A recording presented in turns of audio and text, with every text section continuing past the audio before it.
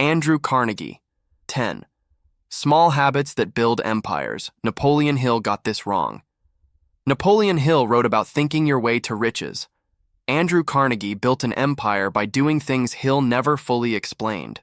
And the difference between what Hill wrote and what Carnegie actually did reveals why most people who read Think and Grow Rich stay exactly where they are. They learn the philosophy. They adopt the mindset.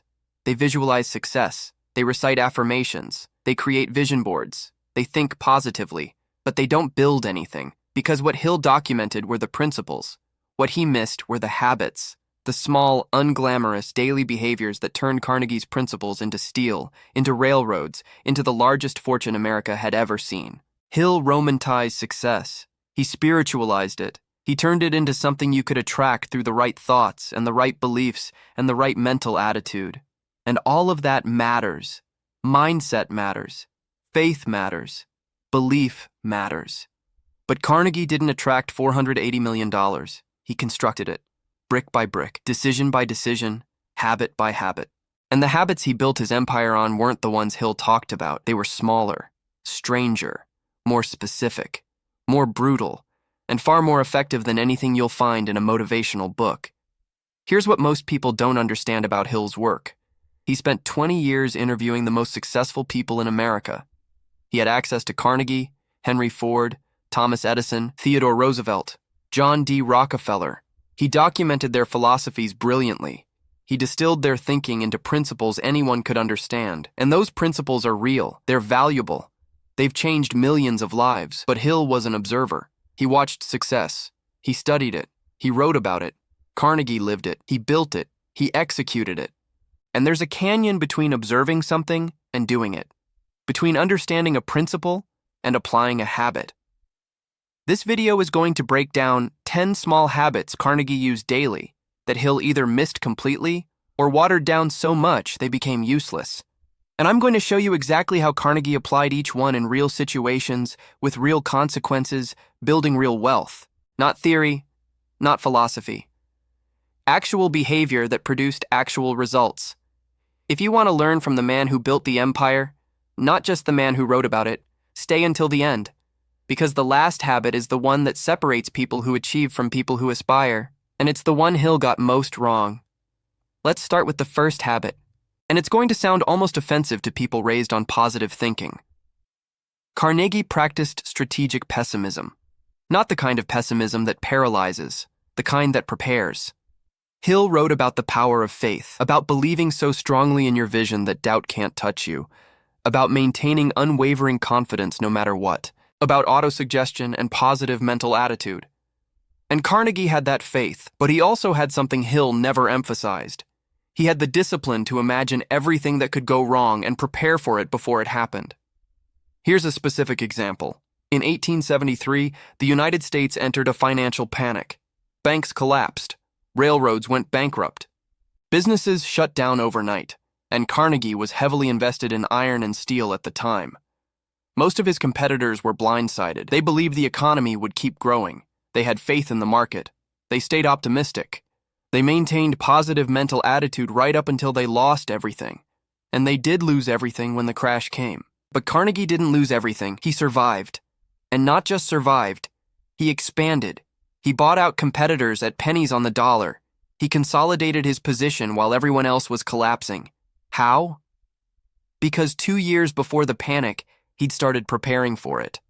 Not because he knew it was coming, but because he assumed it could come. He kept cash reserves when everyone else was leveraging everything they had. He maintained relationships with bankers when everyone else was celebrating growth and ignoring relationships. He structured his deals with exit clauses when everyone else was locking themselves into long-term commitments they couldn't escape. He didn't just believe in success, he prepared for failure. And when failure came for everyone around him, he was ready. He had cash when no one else did. He had banker relationships when credit disappeared. He had flexibility when everyone else was trapped. That's strategic pessimism. It's not negativity. It's intelligence. It's refusing to let optimism make you vulnerable. It's asking, what's the worst that could happen? And then making sure you can survive it. Hill would tell you to reject negative thoughts, to refuse to entertain doubt. to maintain unwavering faith that everything will work out. Carnegie would tell you that unwavering faith without contingency planning is how you lose everything. That optimism without preparation is just naivety with better marketing. Today, this means you don't just plan for your business to succeed. You plan for what you'll do when your biggest client leaves, when your funding falls through, when your partner quits, when the platform you built everything on changes the algorithm. You don't wait for disaster to figure out your response. You decide your response now, while you're calm, so that when disaster comes, you're not panicking. You're executing a plan you already made. You're not scrambling. You're ready. And readiness in crisis is worth more than optimism in calm. The second habit is even more uncomfortable. Carnegie practiced preemptive ruthlessness. Hill wrote about the mastermind principle, about surrounding yourself with people who support your vision, about building harmonious relationships, about working together in a spirit of cooperation toward common goals. And Carnegie absolutely built a mastermind.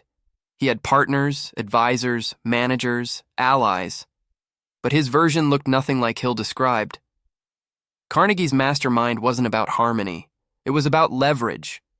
He didn't keep people around because they believed in him. He kept them around because they were useful. And the moment they stopped being useful, he removed them. Instantly, without guilt, without hesitation, without sentimentality. Here's the story Hill never told. In 1892, Carnegie's primary business partner was Henry Clay Frick. Frick ran Carnegie's steel operations. He was brilliant, he was ruthless, he was effective, and Carnegie trusted him with almost everything. They built the largest steel operation in the world together.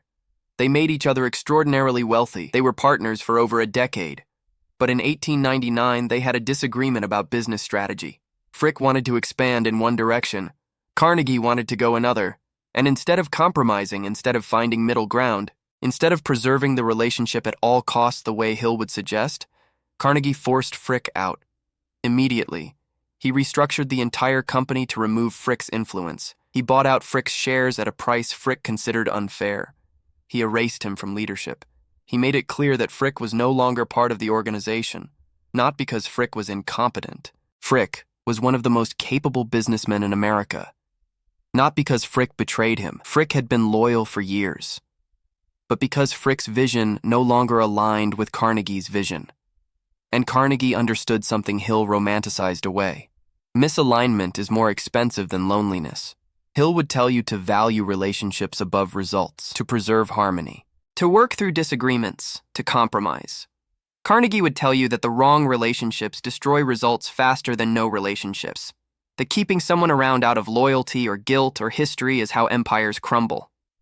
That every day you tolerate misalignment is a day you're building on a cracked foundation. This doesn't mean Carnegie was cruel. It means he was clear. If you're aligned, you're in. If you're misaligned, you're out. No hard feelings, no drama, just clarity, just speed, just the ruthlessness required to protect what he was building. Today, this means you don't keep the business partner who's no longer pulling weight because you've been friends for 10 years. You don't keep the employee who's no longer performing because you feel bad letting them go. You don't keep the investor who's undermining your vision because you're afraid of conflict. You make the hard decision quickly, cleanly, and without apology, because every day you delay removing misalignment is a day you're weakening everything you've built. The third habit is where Carnegie's philosophy starts to look completely opposite from Hill's teachings. Carnegie practiced financial paranoia. Hill wrote about abundance mindset, about thinking from prosperity instead of scarcity, about rejecting poverty consciousness, about the danger of focusing on lack. And Carnegie absolutely thought abundantly about opportunity. He saw possibilities everywhere. He thought big. He built big. But he thought paranoidly about money. Even when he was worth millions, he operated like he was one bad decision away from losing everything. He didn't spend lavishly. He didn't celebrate wealth. He didn't relax into comfort. He stayed hungry. He stayed cautious. He stayed afraid of losing it. Here's a moment that reveals this completely. In 1900, Carnegie was the richest man in America. He could buy anything, do anything. He had more money than he could spend in 10 lifetimes. And he still reviewed every major expense personally. He still questioned costs. He still negotiated prices. He still refused to pay more than something was worth, even when the amount was insignificant to his total wealth. His associates thought he was being cheap. They thought he should enjoy his wealth. They thought he should stop worrying about small amounts when he had millions. But he wasn't being cheap. He was being disciplined. Because he knew that the moment you stop watching small money, you lose the instinct that protects big money. Here's another example that shows how deep this went. Carnegie once spent 30 minutes negotiating over a $50 overcharge on a steel shipment. $50. When he was worth over $300 million. His team thought he was wasting time. $50 meant nothing to his fortune, but Carnegie wasn't negotiating over $50. He was negotiating over the principle that no one takes from him without him noticing. He was maintaining the instinct that made him wealthy in the first place. The instinct that watches every transaction, that questions every cost, that refuses to accept inefficiency just because you can afford it. Hill would tell you that poverty thinking repels wealth, that focusing on small amounts keeps you thinking small, that abundance mindset requires you to stop worrying about money. Carnegie would tell you that financial carelessness destroys wealth faster than poverty thinking ever could, that the fastest way to lose money is to stop paying attention to it. That abundance mindset applies to opportunity, not to spending. This doesn't mean Carnegie was miserly. He gave away more money than most people will ever see, over $350 million, but he gave it strategically, intentionally, after he'd secured his position. He didn't spend carelessly and call it abundance mindset. He spent precisely and called it stewardship. Today, this means you don't justify wasteful spending by calling it investment in yourself. You don't ignore small financial leaks because you're focused on big vision. You don't stop tracking expenses because tracking feels scarce. You watch every dollar not because you're afraid of poverty, but because financial discipline is what allows you to take the big risks that actually build wealth. The fourth habit is the one that would make modern motivational speakers uncomfortable. Carnegie practiced emotional detachment from outcomes. Hill wrote about burning desire, about wanting something so intensely that you can't imagine life without it, about emotional investment in your goal, about obsession. And Carnegie had burning desire. But he also had something Hill never emphasized: the ability to walk away from anything without emotional devastation. He could pursue a deal for months, invest enormous energy, and then abandon it the moment the numbers didn't work, without regret, without attachment, without the sunk cost fallacy that destroys most people. Here's the example that shows this. In 1880, Carnegie spent 2 years negotiating to acquire a competitor's steel mill. He wanted it. It would have doubled his capacity. It would have eliminated competition. It was the perfect strategic move. And after 2 years of negotiations, after investing time and money and political capital, the seller raised the price at the last minute. Not by a small amount, by enough that it changed the entire equation. The deal went from profitable to questionable, and Carnegie walked away, immediately. He didn't try to make it work. He didn't convince himself it was still worth it. He didn't let ego or sunk cost push him into a bad deal. He just walked away. No emotion, no drama, just math. His partners were shocked. They'd spent 2 years on this. They'd invested so much effort. How could he just abandon it? But Carnegie understood something they didn't. Time already spent is irrelevant. Money already invested is irrelevant. The only thing that matters is whether the deal makes sense right now with current information. And it didn't. So he walked. Hill would tell you that winners never quit and quitters never win. That persistence is the key to success. That you have to keep pushing no matter what. Carnegie would tell you that knowing when to quit is what separates winners from losers, because persistence in the wrong direction is just expensive stupidity. This doesn't mean Carnegie lacked commitment. It means his commitment was to the right outcome, not to any specific path.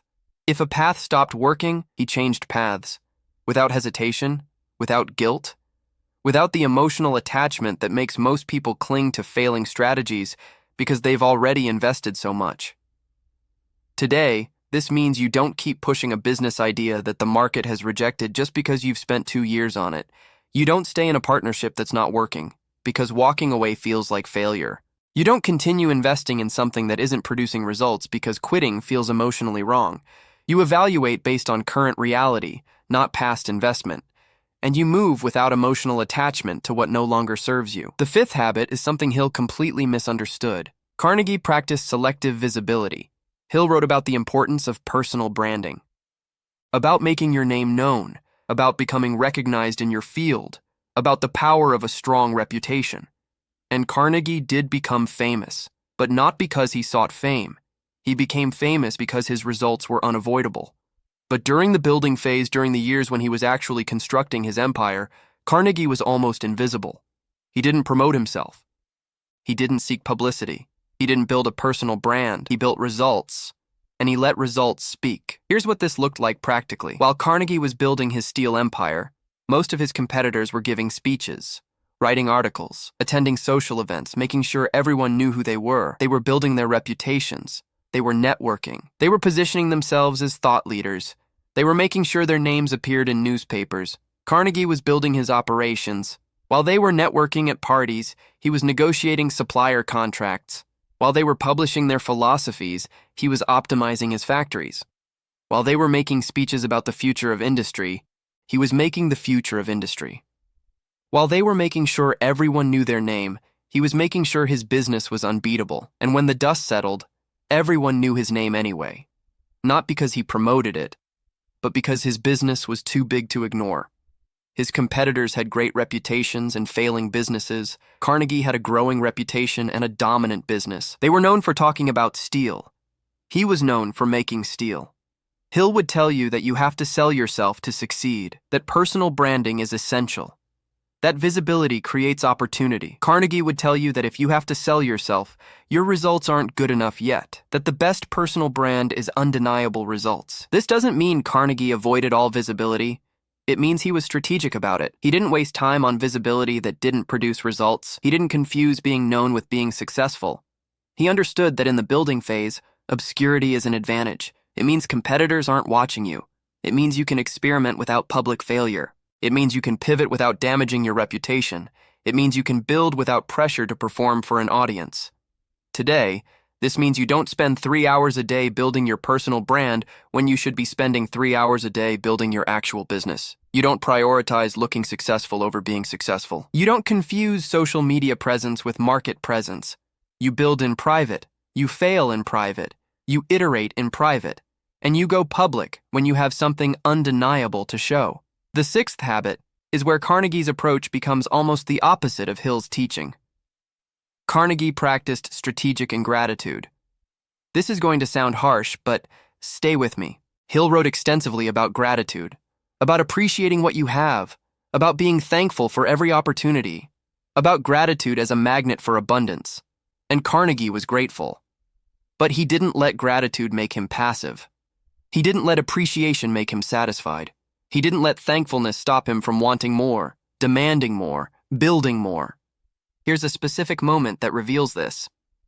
In 1875, Carnegie received an offer from a railroad company. They wanted to buy his bridges. It was a generous offer.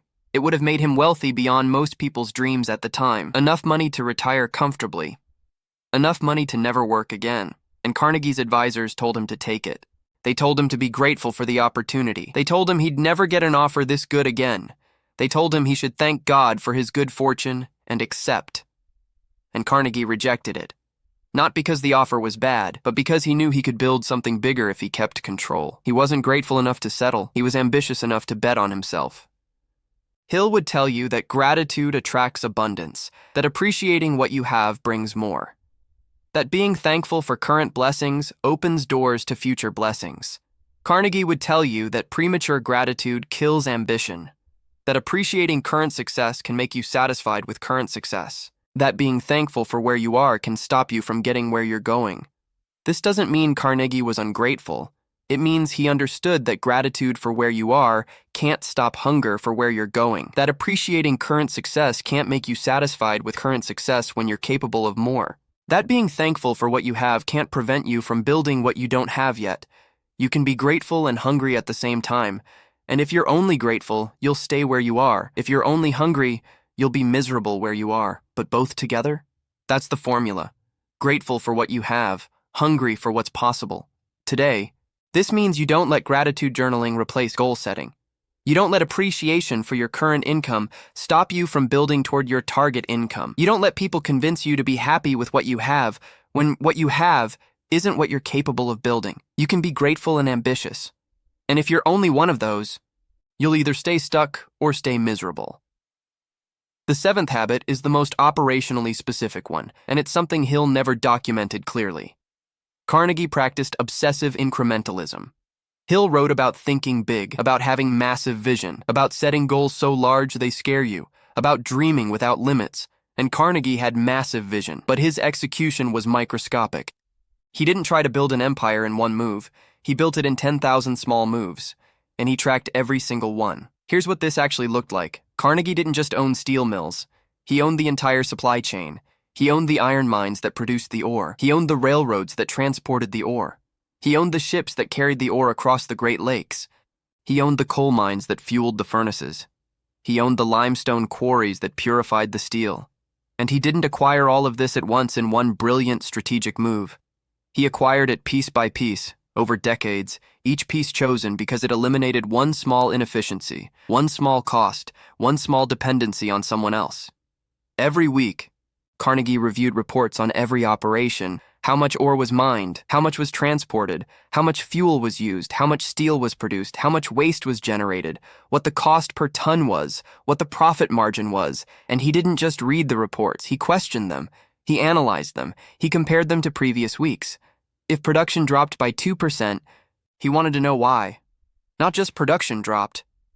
He wanted to know specifically what caused the drop. Which furnace, which shift, which process. If transportation costs increased by 50 cents per ton, he wanted to know why. Which route, which railroad, which rate changed. If waste went up by 1%, he wanted to know why. Which material, which stage, which worker. He operated at a level of detail that would make most CEOs exhausted just thinking about it. He knew his business in granular detail that his competitors never approached. They focused on big picture. He focused on every pixel that made the big picture. And that's how he built an empire. Not through one brilliant vision, through 10,000 small optimizations that compounded into dominance. Each small improvement was insignificant. 2% here, 1% there, 50 cents per ton. But compounded over millions of tons over decades, those small improvements became the difference between his empire and everyone else's failure. Hill would tell you to focus on the big picture and let others handle details. To think strategically, not tactically. To delegate the small stuff. Carnegie would tell you that the big picture is made of details, and if you don't understand the details, someone else controls your business. That you can't delegate what you don't understand. That strategic thinking requires tactical knowledge. Today, this means you don't just set big goals and hope they happen. You break them into small pieces and track every piece. You don't delegate everything and assume it's handled. You know your numbers. You know your processes. You know where every dollar goes, where every hour goes, where every opportunity comes from. Not because you're a micromanager, but because incrementalism is how compound growth actually works. Small improvements, repeated consistently, compound into extraordinary results. The eighth habit is something Hill spiritualized in a way that made it almost useless. Carnegie practiced transactional generosity.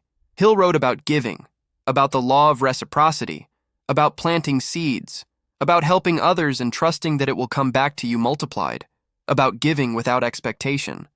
And Carnegie gave more money away than almost anyone in history, over $350 million.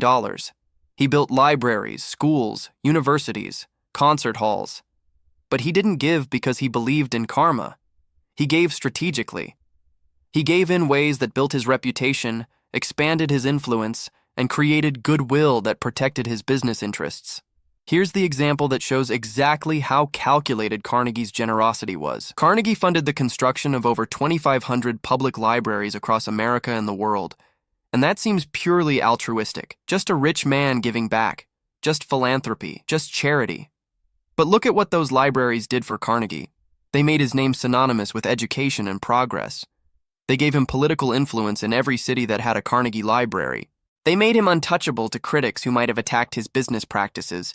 Because how do you attack the man who's educating your children? How do you criticize the man who's building libraries in your town? His generosity wasn't just kindness. It was strategy. It was reputation management. It was political protection. It was influence building. Hill would tell you to give freely without expectation, to plant seeds and trust the universe to bring harvest, to help others and let karma take care of you. Carnegie would tell you that giving without strategy is charity, and charity doesn't build empires. That generosity is powerful when it's strategic and wasteful when it's random. This doesn't mean Carnegie's generosity was fake. It wasn't. He genuinely wanted to improve education.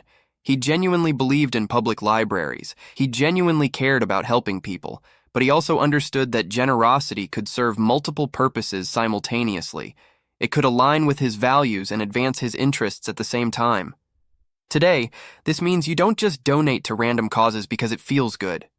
You invest in communities, organizations, and people that align with your mission and expand your influence. You don't give your time to everyone who asks. You give strategically to relationships that are mutually beneficial. You're generous, but you're not naive. You understand that generosity is powerful when it's strategic and wasteful when it's random. You can help people and help yourself at the same time. And pretending that's wrong is why charitable people often stay poor, while strategic people build empires that fund massive generosity. The ninth habit is where Carnegie's daily discipline becomes almost inhuman compared to what Hill taught. Carnegie practiced compulsive speed. Hill wrote about the importance of planning, about thinking things through, about making sure you're ready before you act, about preparation. And Carnegie planned. He thought deeply. He analyzed carefully, but once he decided something was the right move, he moved faster than anyone around him could process. He didn't wait for perfect conditions. He didn't wait for everyone to agree. He didn't wait for all the information. He didn't wait to feel comfortable. He decided and executed in the same breath. Here's a moment that captures this completely. In 1901, J.P. Morgan approached Carnegie about buying his steel company. Carnegie had been considering retirement. He was 65 years old. He'd built the largest steel company in the world. He'd accomplished more than most people accomplish in 10 lifetimes. But he hadn't made a final decision about selling. He hadn't determined a price. He hadn't prepared for the sale. He hadn't consulted attorneys or accountants or advisors. And Morgan wanted an answer quickly because he was assembling U.S. steel and needed Carnegie's operations to complete it.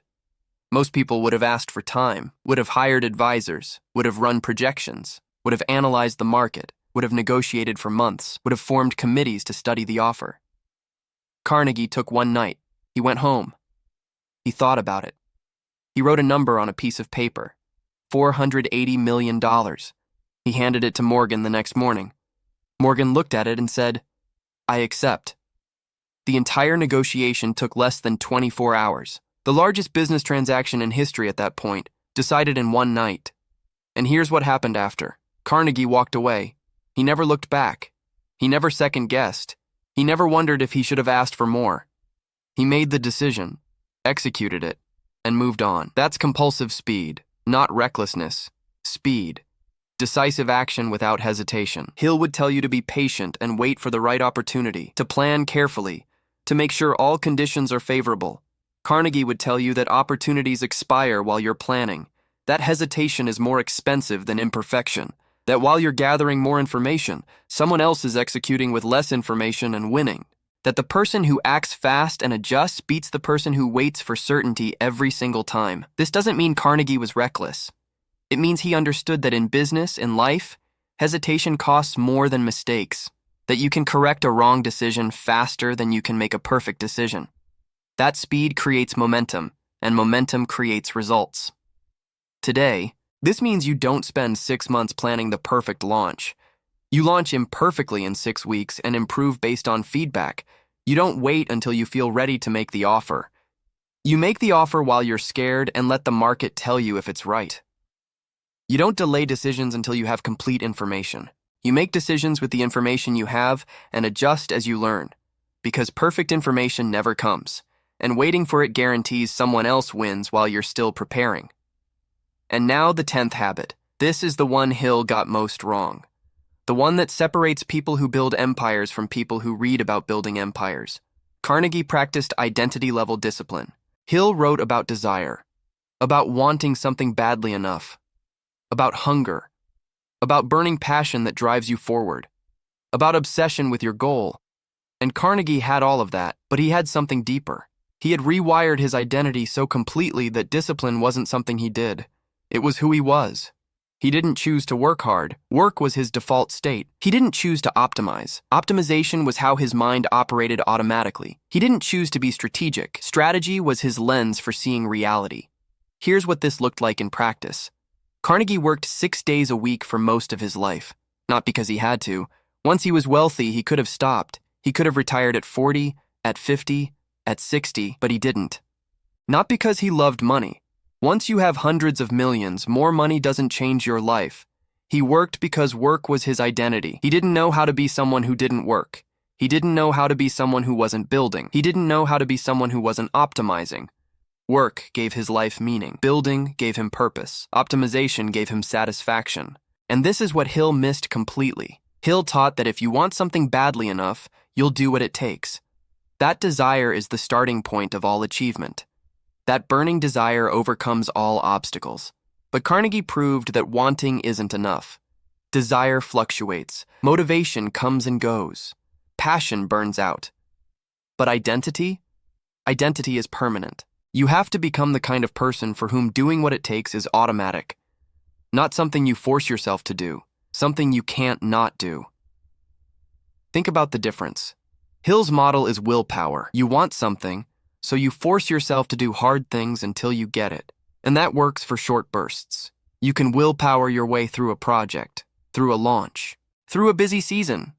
But you can't willpower your way through decades. Willpower is finite. It depletes. It requires constant renewal. But identity? Identity doesn't deplete. If your identity is, I am a builder, you don't need motivation to build. Building is what you do. It's how you see the world. It's how you spend your time automatically. If your identity is, I am disciplined, you don't need willpower to be disciplined. Discipline is your default. Discipline is how you operate. If your identity is, I optimize everything, you don't have to remind yourself to look for improvements. Your brain does it automatically. You can't not see inefficiency. You can't not think of better ways. It's who you are. Carnegie didn't wake up every morning and decide to be disciplined. He woke up as a disciplined person. He didn't choose to be strategic. He saw the world strategically. He didn't choose to work hard. Work was what gave his life meaning. And that's why he could sustain empire building for 50 years while everyone around him burned out, gave up, or settled, because they were operating from willpower. He was operating from identity. They had to force themselves. He couldn't stop himself. Today, this means you stop trying to motivate yourself and start rebuilding your identity. You don't say, I want to be successful. You say, I am someone who executes. You don't say, I should work harder. You say, I am someone who doesn't waste time. You don't say, I need to be more disciplined. You say, I am disciplined, and then you act in alignment with that identity until it becomes true. Not because you're faking it, but because identity shapes behavior, and behavior repeated becomes identity. You act like the person you want to become until you become that person. And once you become that person, the behaviors aren't hard anymore. They're automatic. Here's what Hill got wrong about all of this. He documented the outcomes, the success, the wealth, the achievements, and he tried to reverse engineer the mindset that produced those outcomes, and he did a brilliant job of that. Think and Grow Rich is one of the most important books ever written. But mindset isn't enough. Philosophy isn't enough. Principles aren't enough. Because between the principle and the result is behavior. Daily behavior. Small behavior. Unglamorous behavior. Behavior that doesn't make for inspiring quotes. Behavior that's too specific, too granular, too boring to write about in a way that sells millions of books. Hill told you what to think. Carnegie showed you what to do. Hill told you to have faith. Carnegie showed you how to prepare for disaster while having faith. Hill told you to build a mastermind. Carnegie showed you how to remove people from your mastermind the moment they're misaligned. Hill told you to think abundantly. Carnegie showed you how to think abundantly about opportunity while thinking paranoidly about money. Hill told you to persist. Carnegie showed you when to quit. Hill told you to build your brand. Carnegie showed you how to stay invisible until your results are undeniable. Hill told you to be grateful. Carnegie showed you how to be grateful without being satisfied. Hill told you to think big. Carnegie showed you how to execute small. Hill told you to give. Carnegie showed you how to give strategically. Hill told you to act fast. Carnegie showed you what acting fast actually looks like when millions of dollars are on the line. Hill told you to desire success. Carnegie showed you how to become the kind of person for whom success is inevitable. And that's the difference between reading about success and building success. Between understanding principles and applying habits. Between knowing what to think and knowing what to do. Hill gave you the philosophy, and that matters. Philosophy gives you direction, principles give you framework, mindset gives you foundation. But Carnegie lived the system. He built the habits. He executed the behaviors, day after day, year after year, decade after decade, without motivation, without inspiration, without needing to feel like it. Just identity-level discipline that made execution automatic. And if you want to build something that lasts, something that compounds, something that becomes undeniable, you need both. You need Hill's philosophy to know where you're going, and you need Carnegie's habits to actually get there. You need the principles to understand why, and you need the behaviors to execute how. Because principles without practice are just pretty ideas that make you feel smart while you stay stuck. But practice without principles is just random action that exhausts you without producing results. So here's what I want you to do. Don't just watch this video and move on. Don't add this to your collection of content you consumed and forgot. Pick one habit. Just one. Not all 10. One. The one that made you most uncomfortable. The one that challenged something you believe. The one that sounds hardest. The one you've been avoiding, and apply it for 30 days. Not perfectly, not completely, just consistently. If it's strategic pessimism, spend 10 minutes every week thinking through what could go wrong in your business and how you'd handle it. Write it down. Make actual contingency plans. If it's preemptive ruthlessness, identify one misaligned relationship and remove it this week. Not next month, this week. If it's financial paranoia, start tracking every expense for 30 days. Every dollar, every transaction. See where your money actually goes. If it's emotional detachment, practice walking away from one thing you've been clinging to, one project that isn't working, one relationship that's draining you, one investment that isn't producing. Walk away without guilt. If it's selective visibility, stop posting about what you're building and just build for 30 days. No updates, no announcements, no personal branding. Just work. If it's strategic ingratitude, raise your standards and stop being satisfied with current results. Set a new target that makes you uncomfortable. If it's obsessive incrementalism, pick one metric in your business and track it daily for 30 days. One number. Every day. Watch what happens when you pay attention. If it's transactional generosity, give strategically this month instead of randomly. Choose one organization that aligns with your mission and serves your interests. If it's compulsive speed, make one decision today you've been delaying, right now. Before the end of this video, if it's identity-level discipline, rewrite your identity statement and act from it for 30 days. Not, I want to be, but I am. One habit, 30 days. And watch what happens.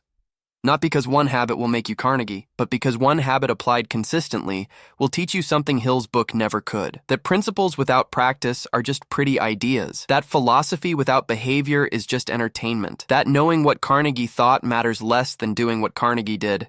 And doing what Carnegie did, even in small ways, even imperfectly, will teach you more about building wealth than reading 1,000 books about thinking your way to wealth. Because thinking is where you start, but doing is where you win. Hill gave you the start. Now you need to give yourself the win. If you want to learn from the people who actually built empires instead of the people who wrote about them, subscribe now. Because this channel doesn't teach you what to think. It shows you what to do. And there's a difference. A massive difference. A difference that separates people who consume content from people who create results. Choose which one you want to be. Then act accordingly. Starting right